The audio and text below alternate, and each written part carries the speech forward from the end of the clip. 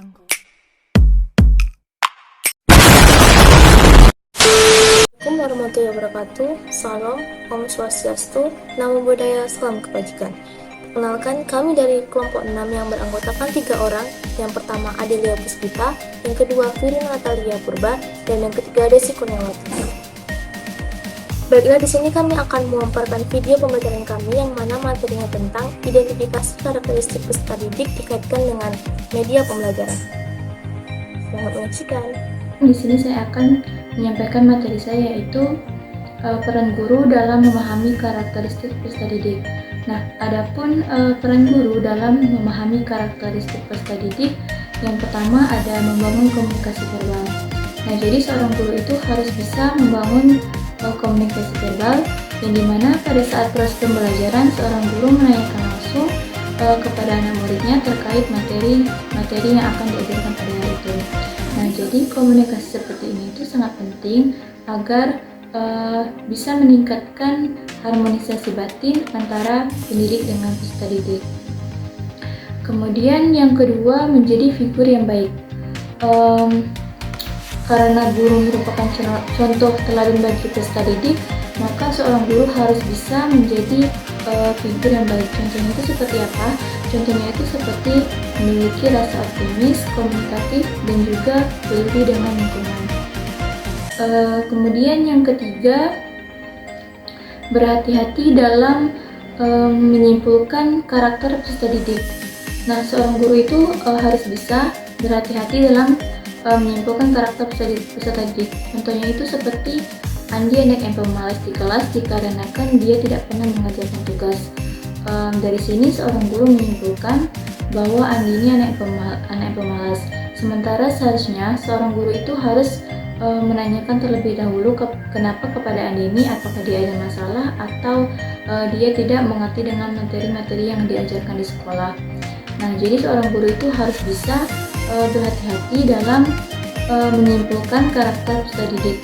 Kemudian yang keempat, mengenal tanda-tanda keanehan peserta didik.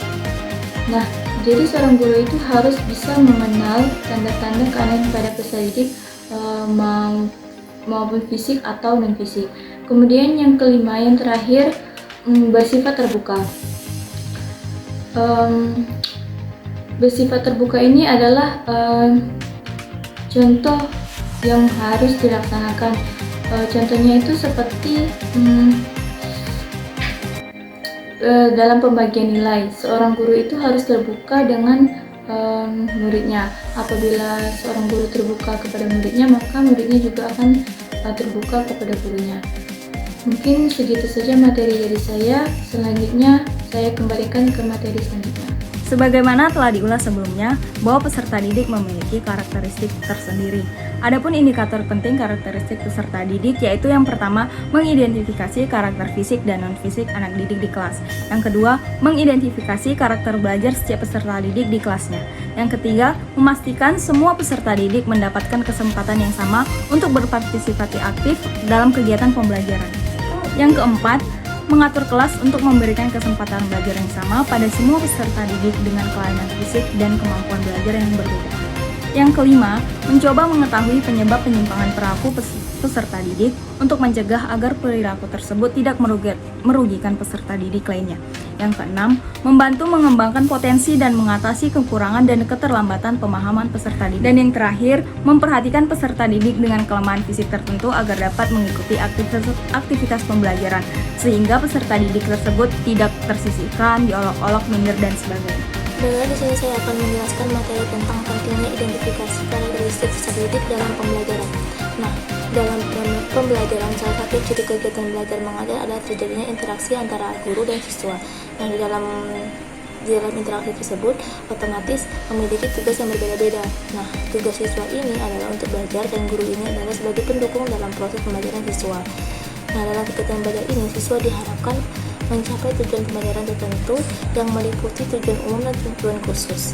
Maka standar keberhasilan proses belajar mengajar itu bergantung kepada tingkat pencapaian pengetahuan, keterampilan, efeksi oleh siswa. Oleh karena itu, guru itu sebagai pendesain pembelajaran sudah seharusnya mempertimbangkan karakteristik siswa baik bagi individu maupun kelompok. Baiklah, itu tadi pemaparan video pembelajaran dari kelompok kami. Kami mohon maaf jika ada kesalahan. Saya akhiri dengan wabillahi taufiq wal hidayah. Wassalamualaikum warahmatullahi wabarakatuh.